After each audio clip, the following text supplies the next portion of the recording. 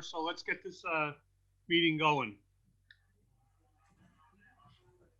My name is Joe McGiverin. I chair the Holyoke City Council's subcommittee known as Finance. Members of the committee present this evening, we are via Zoom, we are being streamed, and we are live on the ASST channel for Comcast in the city of Holyoke. Members of the committee, besides myself, are Councilor Leahy, Councilor Bartley, Councilor Sullivan, and Councilor Tallman. We are also joined by Councilor Murphy, Councilor Bacon, Councilor McGee, Councilor Graney, and I think that's it for city councilors at the moment. We have some special guests, a short but very important agenda. Item number 1 and item number 2, if the committee sees fit, we could do together. Motion to take item number 1 and 2 off the table for discussion. Second the motion. Has been made and seconded to take up 1 and 2 together as a package. 1 is a request from the Holyoke Public Library, a reference library assistant of $7,114.60 be transferred into a reference library assistant. Sounds like it's redundant, but we'll get to that. And then item number 2 is $13,927.39 from library assistant and $10,000. I'm sorry, to $10,000 library assistant night to $10,000 library assistant, and also reference library, a total of $3,927.39. This would total $13,927.39. I'll correct the first item number 1 is it's coming from reference library assistant night to reference library assistant without the night. So they're off the table for discussion. We have with us tonight our most qualified and longtime serving director of the Holyoke Public Library, Maria Pagan. Maria, would you like to explain to us what this is? Sure, thank you. The reference library assistant is a split position. They have so many hours during the daytime, so they get paid a one pay rate, and so many hours during the nighttime are a different pay rate. Because we have not been open nighttime since last March, the reference library assistant been working daytime. So most of her hours are being paid now at the daytime pay rate, and I'm running short on that line item because her job was split between the nighttime and the daytime. But now the nighttime hours are being done during the daytime.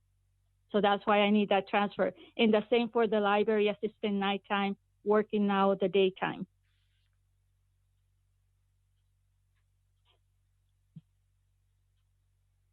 So it's 2 different positions with the same issue? Yep. Library assistant and reference library assistant, yeah. Yes, and they both have a split position, which is so many hours during the day, so many hours during the nighttime. Okay. I'm taking it that the daytime pays more per hour? No, it's less. It's less, okay. The daytime, yeah. Let's say for the library assistant night, it's about $12.15, and during the daytime it's $11.88.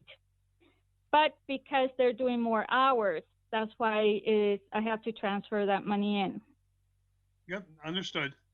And it's safe to say that these transfers should get you through the rest of the fiscal year? Until June, yes. Okay. Any questions for our library director?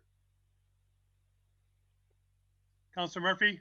Yeah, just Maria, so you're not, I mean, I know we're still trying to fight this virus and all the other things that relate to it. So I'm assuming, and you correct me if I'm wrong, we're not thinking through June that we will have the library open and open with evening hours? Nope. For the summertime, where the library, the state does not require that we open nighttime or weekend, but we will be open again back in September, the nighttime. So from now until June, we'll continue working during the day. And once we get the okay from the Board of Health and the mayor, then we'll open daytime only. Okay. Until September. Okay, and in September, we'll go back to, we hope to go back to normal. To the regular hours, which will be 63 hours, including weekends, the Saturdays, and nighttime, Monday to Thursday. Thank you, Maria. You're welcome. Counselor Tallman? Yeah, thank you, Mr. Chairman. Maria, on the two positions, the first one with the reference library night to the daytime, is that the same person? Yes. It is. And how about on item number 2? Is that the same person? You have two different positions it's going into. So it's two different people? Yes. It's a different person. A different person. So Okay. I have two part-time nighttime person, and they work a couple of hours during the day, and the 14 hours during the week is nighttime, and about 11 hours in the week is daytime. But now they're working all the hours during the day. Okay. Now, their hours during the day, are they there physically at the library, or are they? Yes, we are serving. We're doing curbside services, Okay. and we're doing online services. We're just not letting people into the building, but we're still doing photocopies for them, printing, and the books and videos and things like that. So we're doing the curbside services. So we are all the staff are 100% in the building. It's just not open to the public to come in, but we're serving them through curbside. Okay. And that's listed on our website. Everybody's aware of that? I hope so. The city. Okay. I'm just wondering, because just so people know, it must be something on the website stating that you allowing that type of service, because maybe some people don't know or aren't aware of it with COVID. Yes, we do. Yeah, we do have on our website a calendar, and right there on the calendar, it gives the curbside services and the hours that they're able to reserve books or pick them up or make copies. Okay. I appreciate it. Thank you. You're welcome. Counselor Bartley? Thank you, Mr. Chairman. Maria, are you open at night? No, not at this moment. That's why I need the money to be transferred so I can pay the daytime hours. We're open until 5 Monday through Thursday. I mean, not open. We're doing the curbside services Monday to Thursday until 5 and Fridays until 4. So why don't you just, why do you need the nighttime people during the day? Am I missing something? I mean, these are, or do they work both during the day and the night? Yes. So now they're doing their full hours during the daytime. So they're doing online program and services, especially the reference library assistant. She's the one that does she's in the children's room, and she does the story hours on Facebook and on YouTube. And she also does the curbside book bundles for children. And she does also the craft kits for children. So she put all those together, and then people call in, they say what they want, and we bring them outside for them. Okay. And are these just these particular, how many employees are we speaking about? The reference librarian is only 1, and for the library assistant is 2. And are they Holyoke residents? Not the reference librarian. She's not from Holyoke. The other one is. I'm sorry. Were there? I thought there were 3 employees you referred to. There's 2 employees. There's 2. I have 4 library assistants. 2 of them, they work only daytime. They're both from Holyoke. The other 2 is part-time daytime, and the rest of the hours is nighttime. They're also from Holyoke. Except for one. One is not from Holyoke. The other one is from Holyoke. Wow. So we have 3 library assistants, whether nighttime or daytime. 3 library assistants are Holyoke residents. 1 is not. The reference librarian, nighttime and daytime, is not a Holyoke resident. Thank you, Mr. Chairman. Is there any further discussion? Can I ask one more question? Counselor Murphy. Yeah, Mario, so let me just, I mean, if, and I know we're trying to work out salaries in the ordinance committee here for the library. So just for planning ahead, if we were in a position where we could just create, a reference library assistant position rather than a reference library assistant daytime and a reference library assistant night, and it's the same person, but create a salary, that wouldn't create a problem for you, would it? I mean, if we create a salary that was what I will call an effective pay scale, but that person in getting that job knows that they're working X number of hours daytime and X number of hours evening, rather than like right now, I mean, in effect, the same person's getting paid on 2 line items, or would be getting paid on 2 line items. So in that case, if we could do that, we would end up having that each of those persons that does both day and evening hours, they would just be under one salary structure. So then you will have to, so you will probably have to increase their pay rate anyways, because right now, $11.88 for the daytime and just 30 cents more for the nighttime hours. So if you can make one pay, if you are planning on making everybody's salary, then I will not have to ask for a nighttime and a daytime person. That person will be split just like the reference librarian. She is also set hourly. But she doesn't get a differential when she works the nighttime. She's also working part of her days, of her hours are daytime and the next one. And she doesn't get that differential. So it would be the same with these people. Yeah, and I think, long term, I think that makes sense. And certainly we should be trying to make sure we pay people a living wage as much as we can. So thank you. It would be a lot easier for me if it's only one pay rate. For all of the positions. Thank you. Thank you. Maria, this is related but not related. Are there any openings on the library board, the city board itself? We just got the third one. So we have all 3 positions that were available as of last October. Now they're all filled. Okay, thank you. Any further discussion? If not, the chair will entertain a motion. Make a motion to approve the transfers from items number 1 and 2. Second. Motion made and seconded to adopt approving these transfers. Maria will recommend them to our next full city council meeting, which is next Tuesday, and you should be all set after that. I'm sure Tanya will let you know. But thank you for joining us this evening. Thank you. Oh, I think we got to go home. Favor? Aye. Any opposed? So moved, 5-0. Item number 3. Thank you. You're welcome. Thank you, Maria. Item number 3 is introduced by Councilor Bacon. Ordered that the auditor review the accounts to find any available funds in departments that are available for transfer specifically, but I'm sure for other reasons, for the DPW snow removal. Motion to take off the table? So moved. Second. All those in favor? Aye. Any opposed? So moved. We have both our auditor and Councilor Bacon with us. Linda, would you like to lead us into this and let Tanya make her report? Yes, thank you, Mr. Chairman. And I appreciate the committee taking this up so promptly. And thank you for being here, Tanya, because I've been having some technical difficulties and I've been so busy at work, I haven't had a chance to even look at this.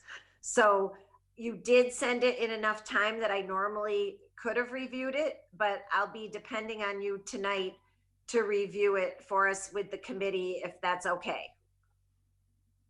Yeah, that would be fine. All right, I appreciate that. And Was that sent to the rest of us?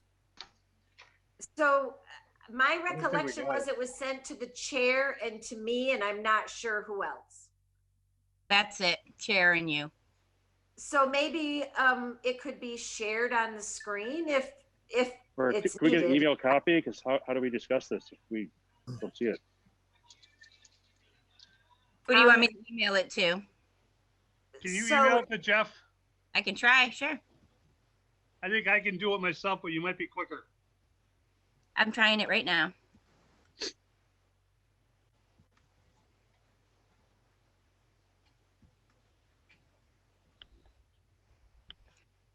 So I'm hoping Tanya could walk us through it so we get a sense of where we stand. Okay? Yeah, I'm having a hard time actually doing both. Trying to email and What day did you email to Councilor Bacon and myself? Hang on. I can find it and forward it. Yeah. it's Friday. Friday I did it.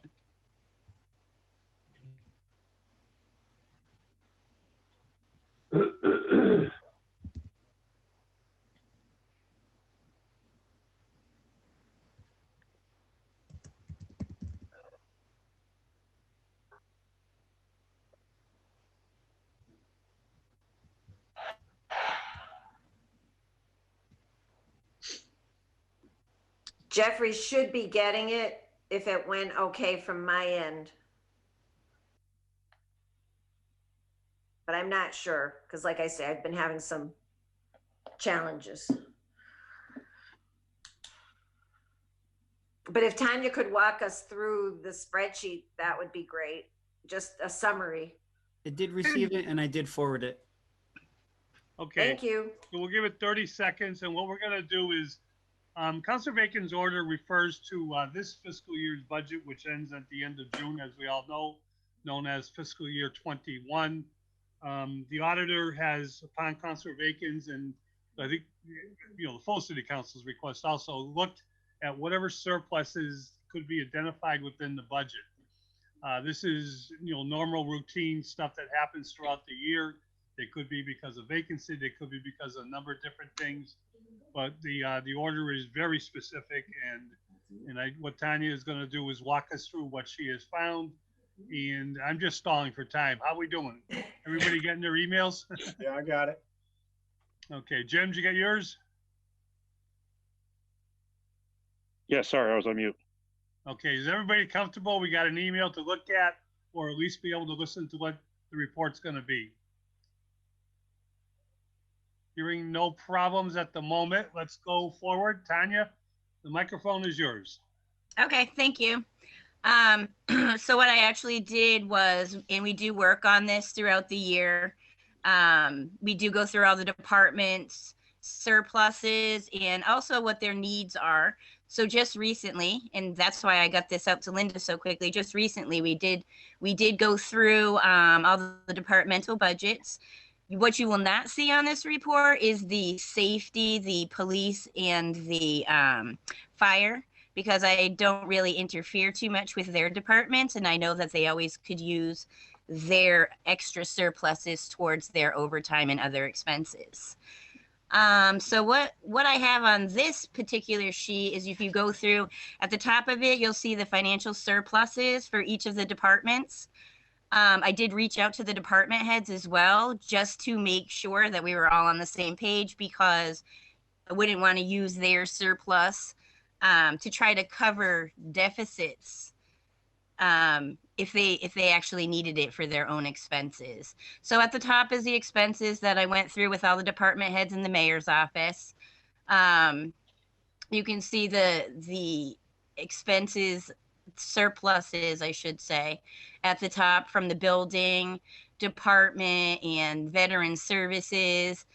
Also, the DPW had some surpluses in their budget with open positions. I did label exactly what they were and from what department. So altogether, we had a surplus of $241,349, which you can actually see at the bottom of the sheet. And like I said, I did label them all so that it's pretty self-explanatory of who has a surplus and who does not. At the bottom is the financial needs. Like I said, I did go through the department heads for that as well, just to make sure they're going to make it until. Yes. You just tell us financial needs. You mean those are deficits? So it's not a deficit yet, but they're planning on needing this much money by the end of the year. Okay, they're running short. They're going to run short. Okay, thank you. Sorry. no problem. That way we can catch it ahead of time before they want to go in deficit. So that's what we actually want for people to be doing.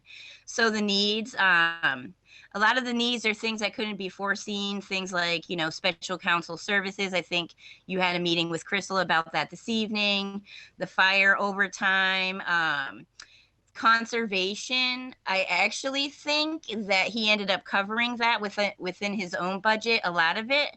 So that was something that was cut in his budget that he would like to pay for.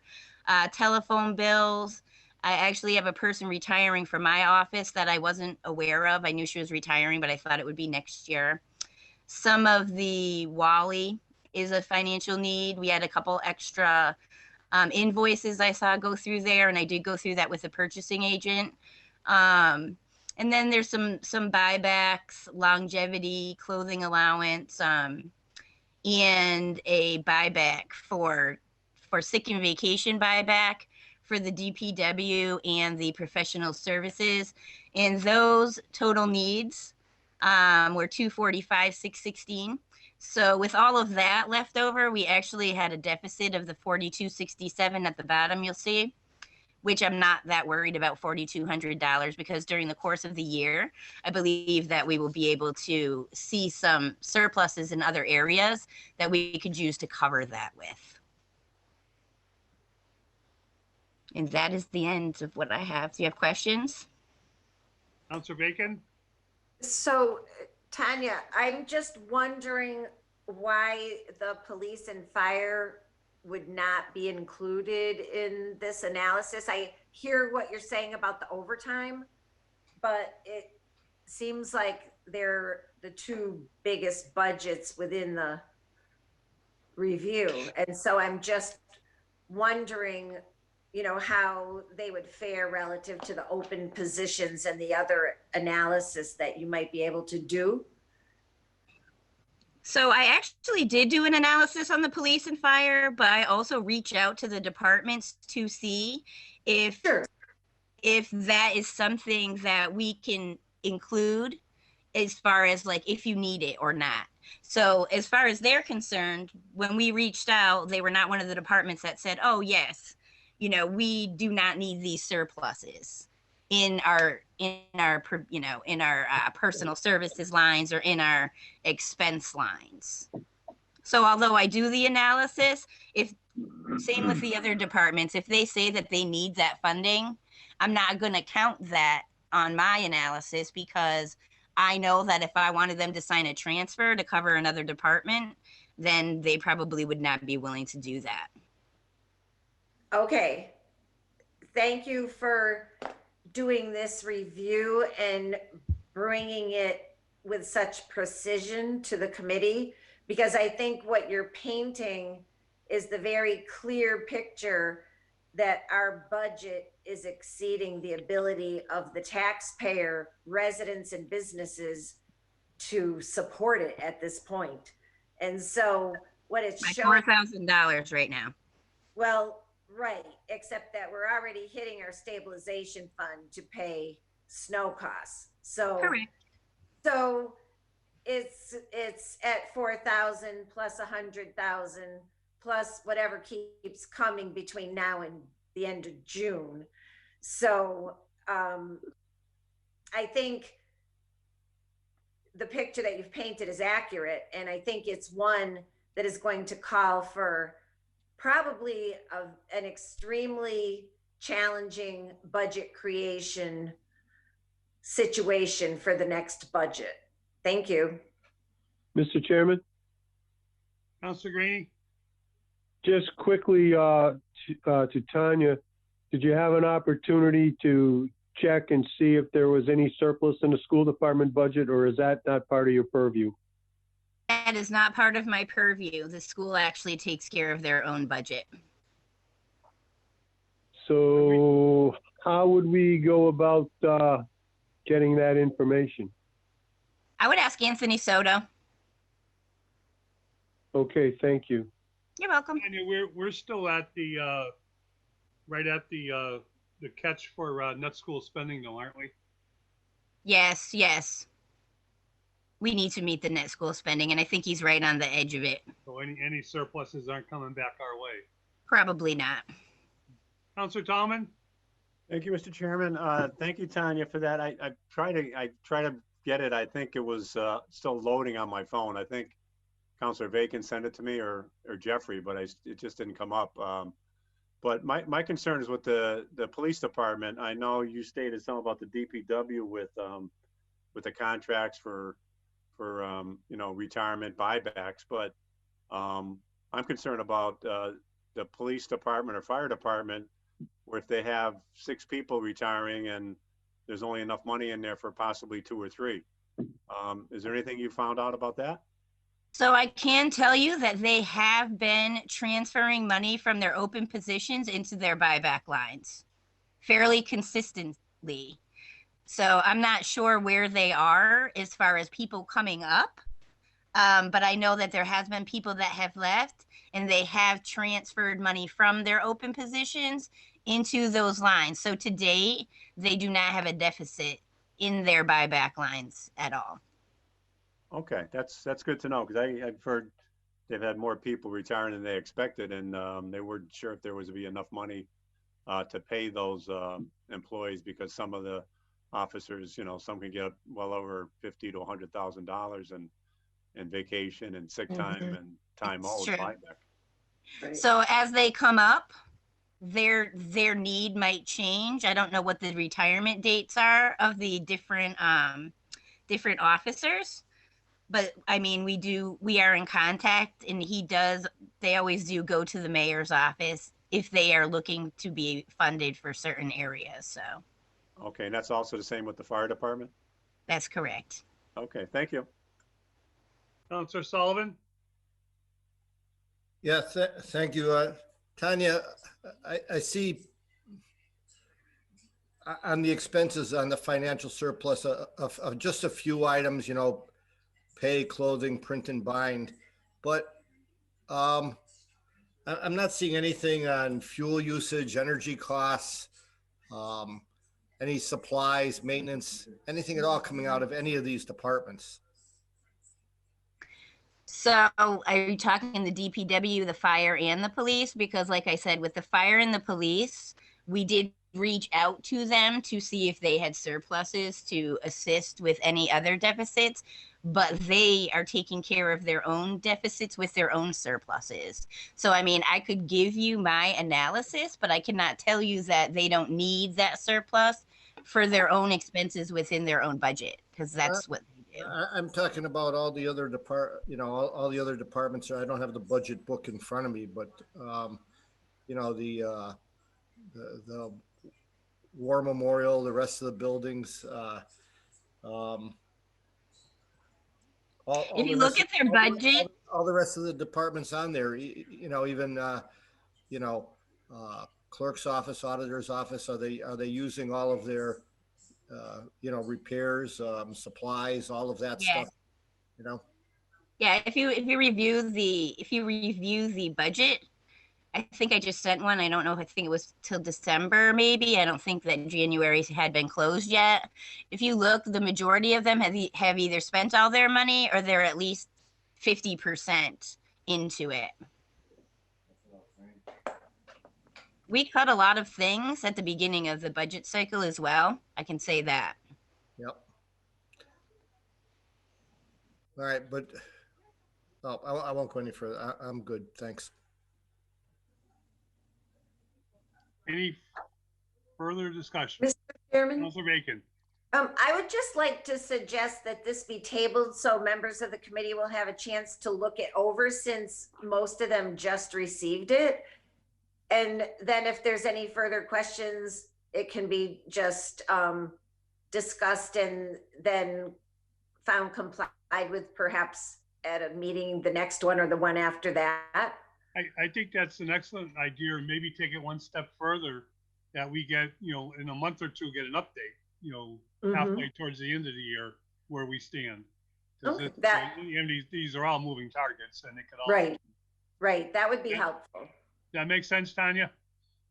Yes, and I already know some changes coming along the line already, so I do update this all the time. That's fine. You did check the unemployment account. They're okay, right? Yeah, they actually are right on target. Okay. And schools are still covering their unemployment? Yes. Any further discussion? I just want to thank Tanya for pulling this together and getting it out to us. And we'll see how we do. Thank You're you. welcome. Motion to table? Motion made and seconded to table. No discussion. All those in favor? Any Aye. opposed? So moved. And Councilor Bacon, we thank you because that was a fantastic order. Usually we don't do that to June. It's nice to get a head start on it.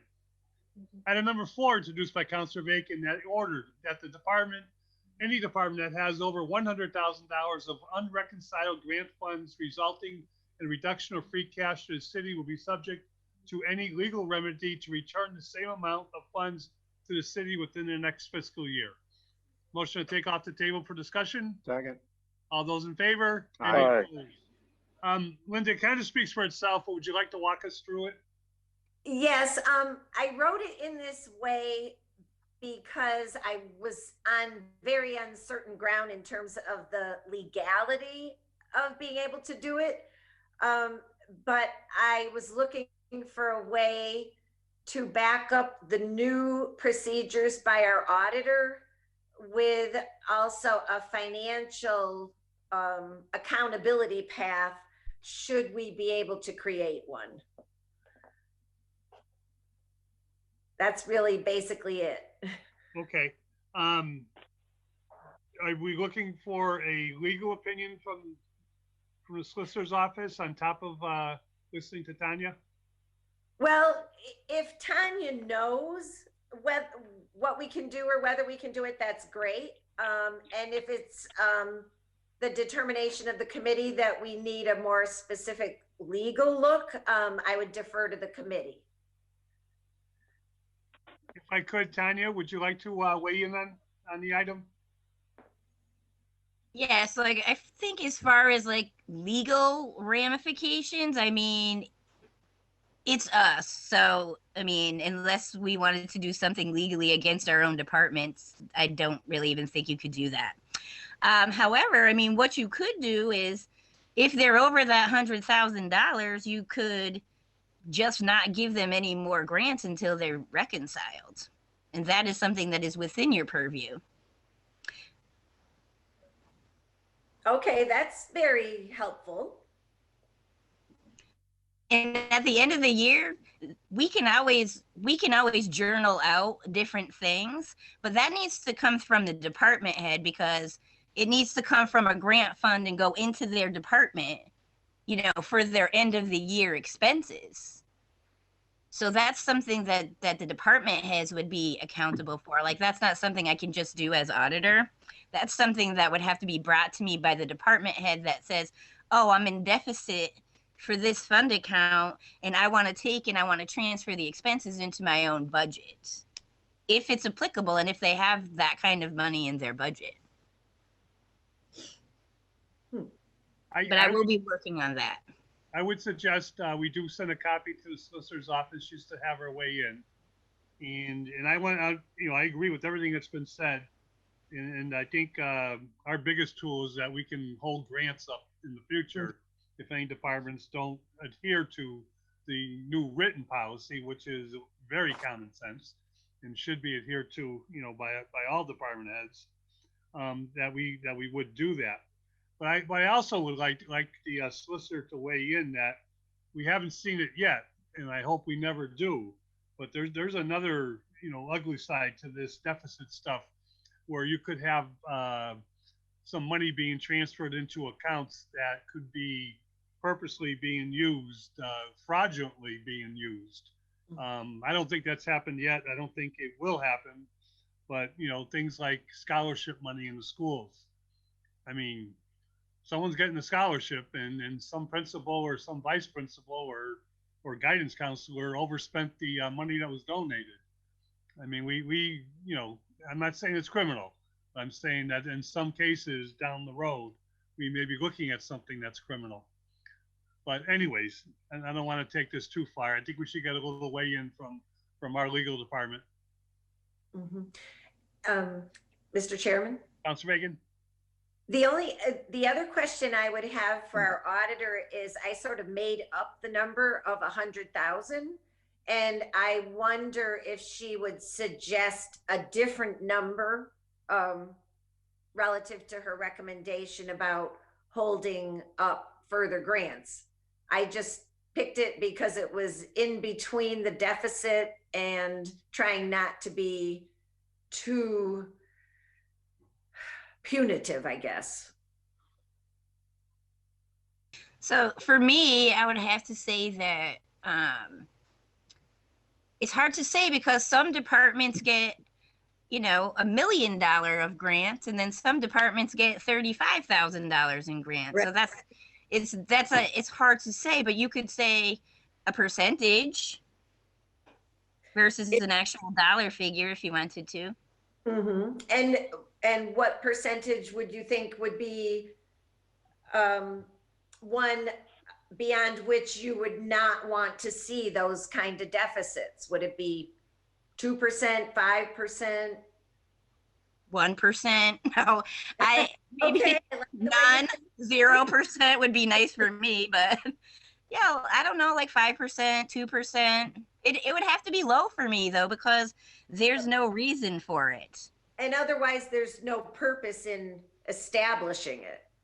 So I would entertain a motion to my own order, or an amendment, I should say, to my own order if the committee felt it would be more effective to change the dollar amount to a percentage amount of 1% or 2%, whatever the committee and the auditor would feel is most appropriate. But I agree with the sentiment of our auditor. I mean, we are coming up against the wall financially, and I do think we need to be as cautious and careful with our money as we can be.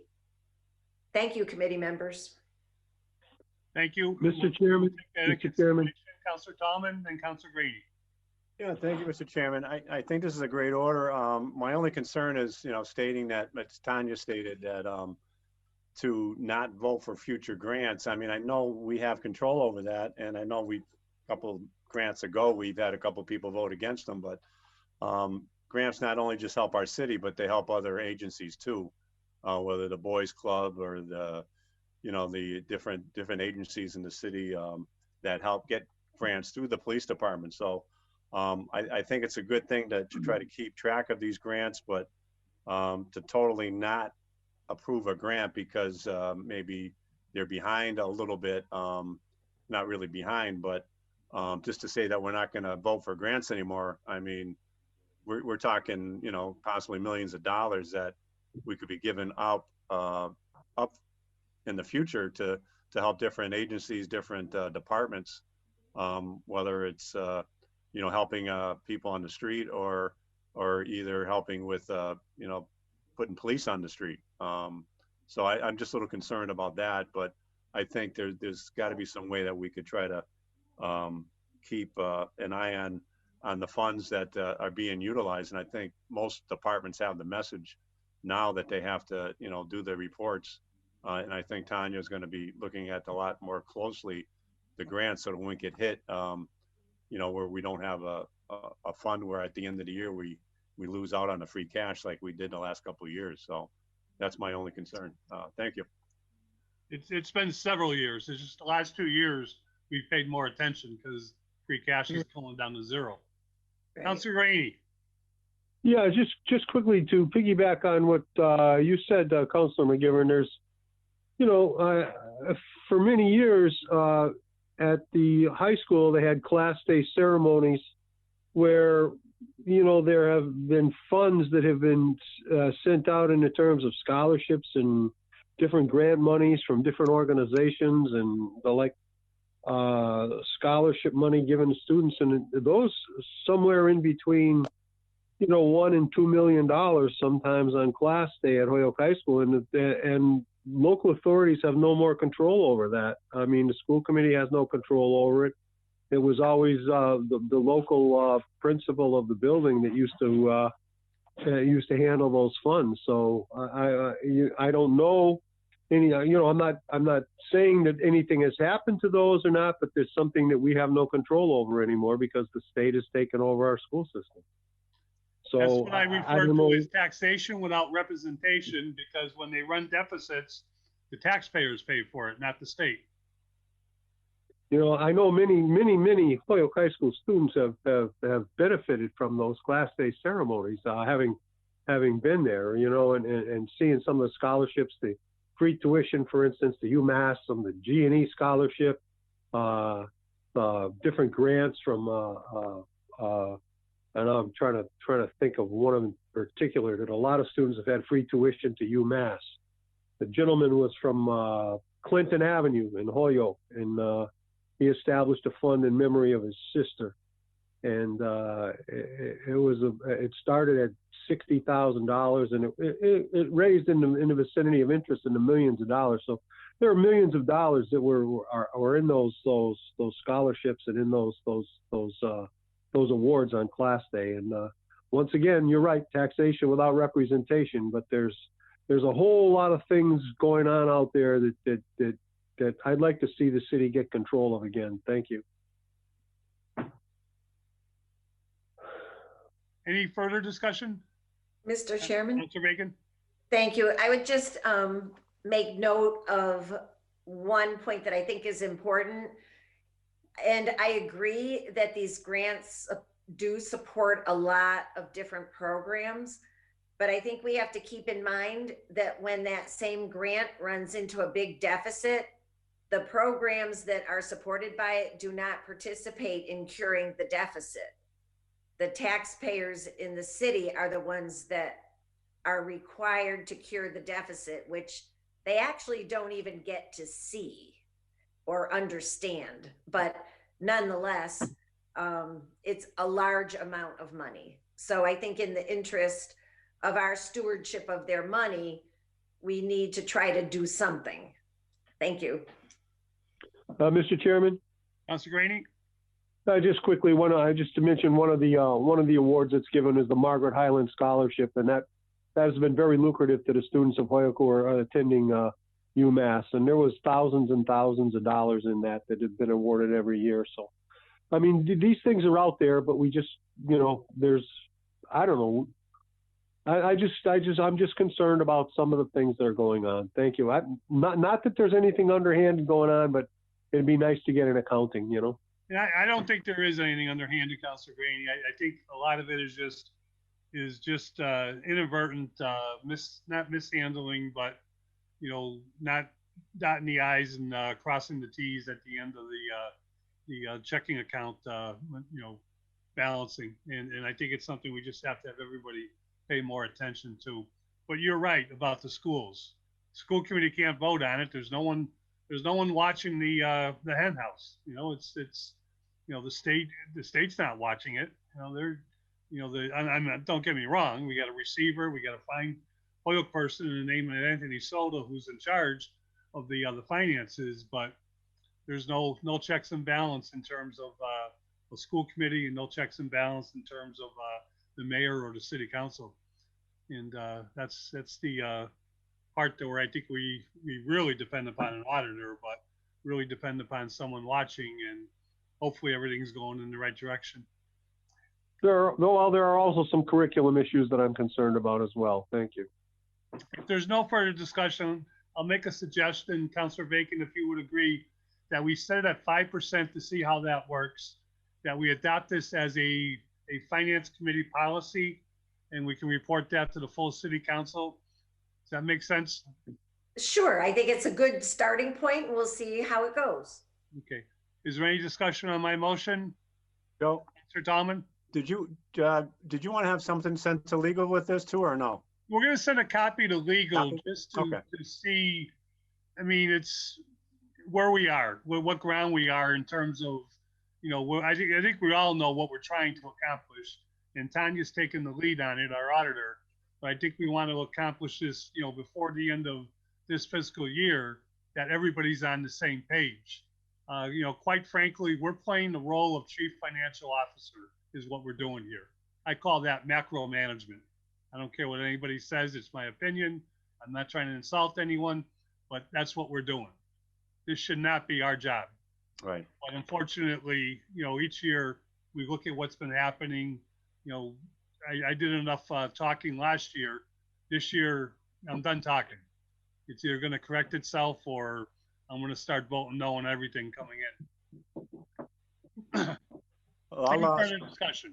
No. I'll make a motion that it's complied with. The order's been complied with, that we refer it back to the full city council with the suggestion that we will make as part of policy for the finance committee.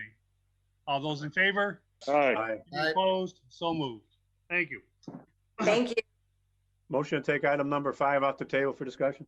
Item number 5 is Second. introduced by Councilor Lisi. I think she's come, has she stayed with us?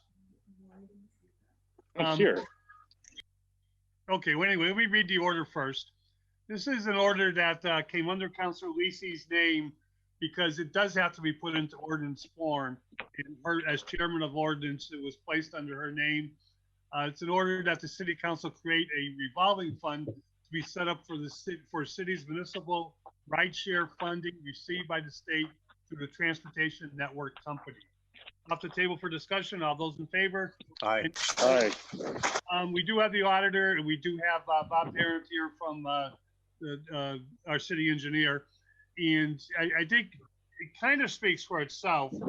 And I fell asleep when I saw Rebecca's name at the last city council meeting when it was referred to finance. I think what we can do is have a quick discussion on this, make a recommendation, and ask the order, if we agree, ask the ordinance committee to put it in legal form. But with that in mind, who would like to take the lead on explaining this? I could do the revenue piece of it if you like. Thank you. Tanya, or the auditor? So the city actually gets revenue from the state for their rideshare assessment, which is based on Uber and Lyft rides within the city.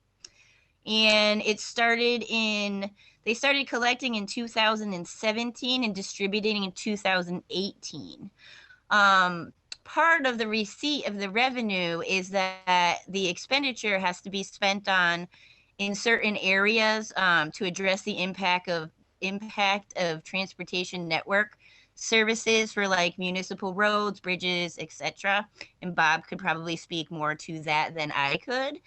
As we're receiving the revenue, though, we actually have to report on this revenue. So we thought it would be beneficial to the city to put it in a revolving fund. That way, all of the revenues stay in that fund from year to year. So if we maybe didn't spend it in one year, it could stay until we had maybe a bigger project and more money in the fund, and it would be easier actually to report on. So as far as the revenues, I could speak to that, but Bob would have to speak more to what they have been, doing with this funding in the past and what he sees, what he'd like to do in the future. Tanya, can you just give us an example of how much revenue is coming in? So they actually collect it in one year and distribute it in the next. And in 2018, we received 72.43. In 2019, 12.292. And 2020, 16.475. So that was this year's that we received. What's this year?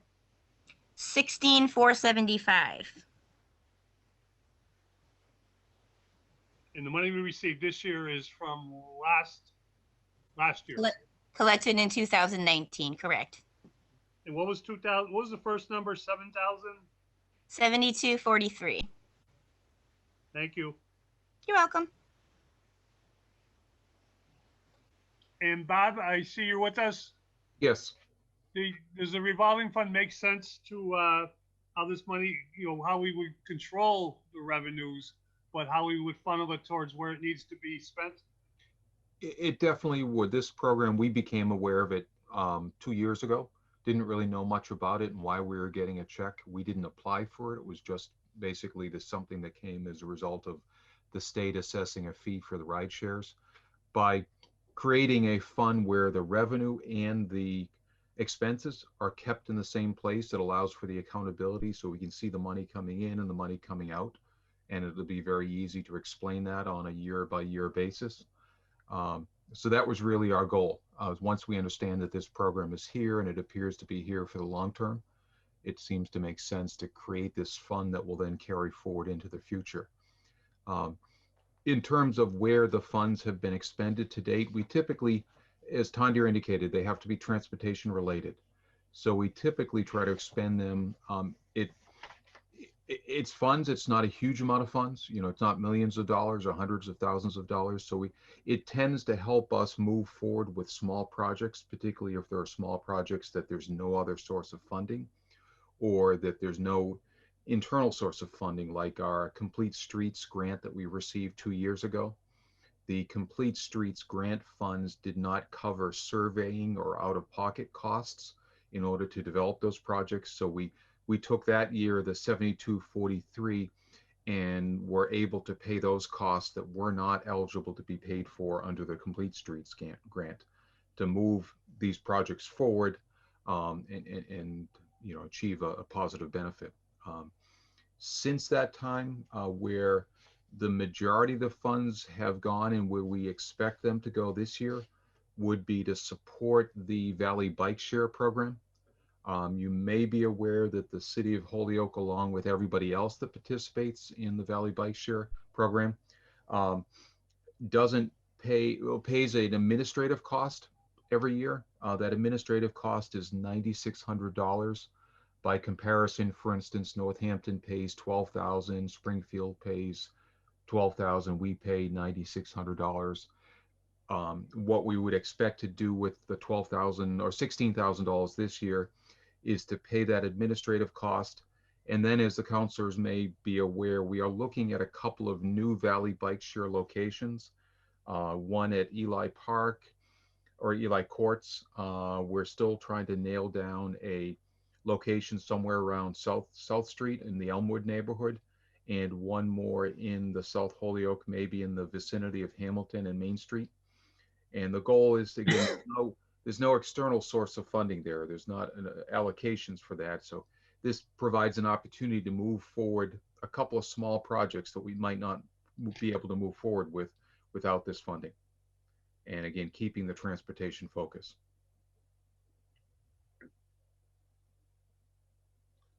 Councilor Bacon?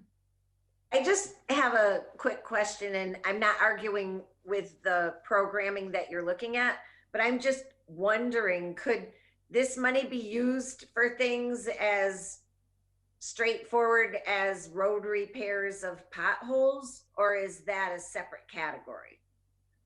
It could be used for road repair of potholes.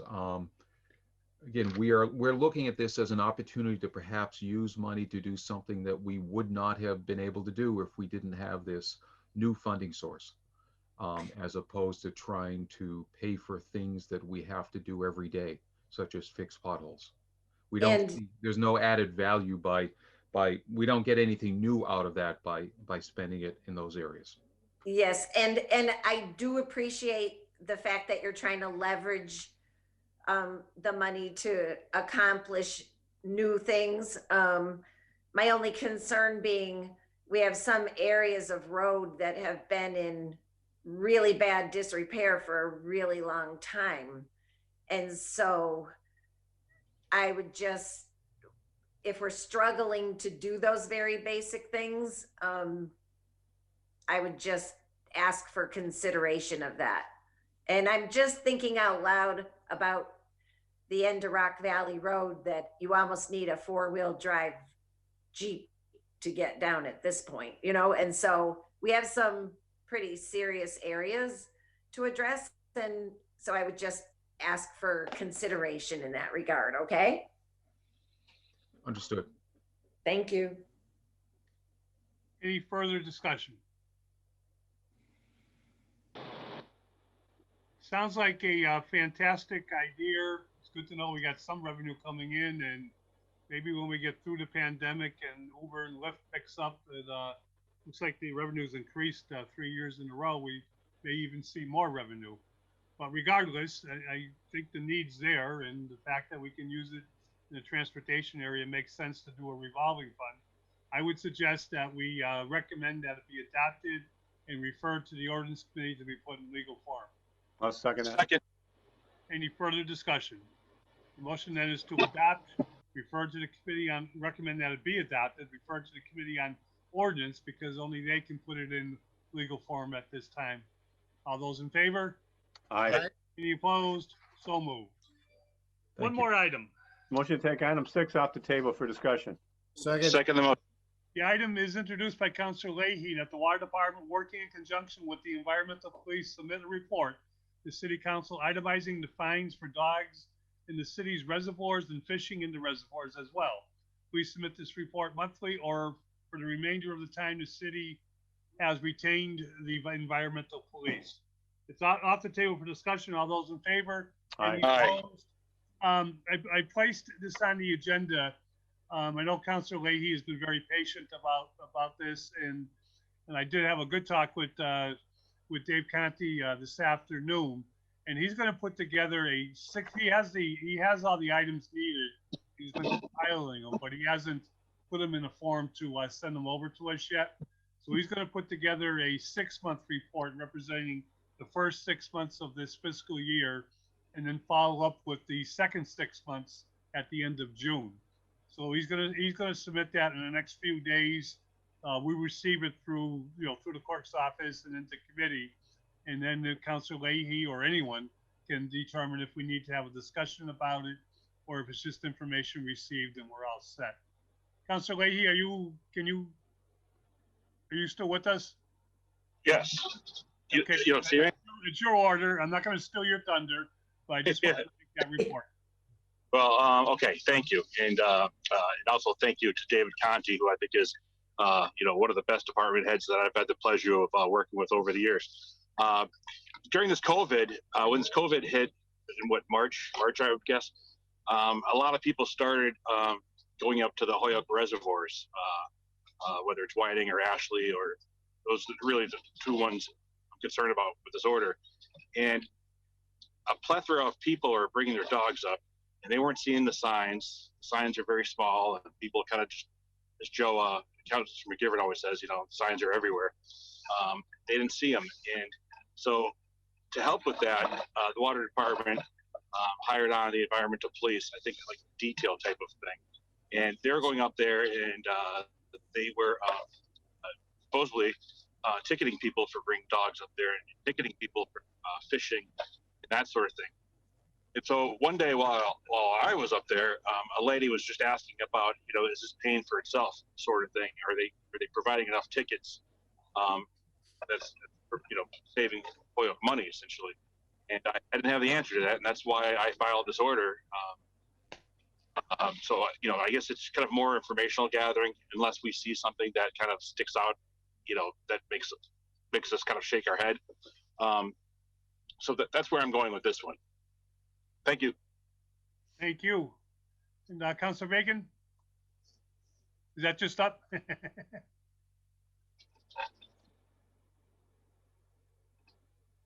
Any further discussion?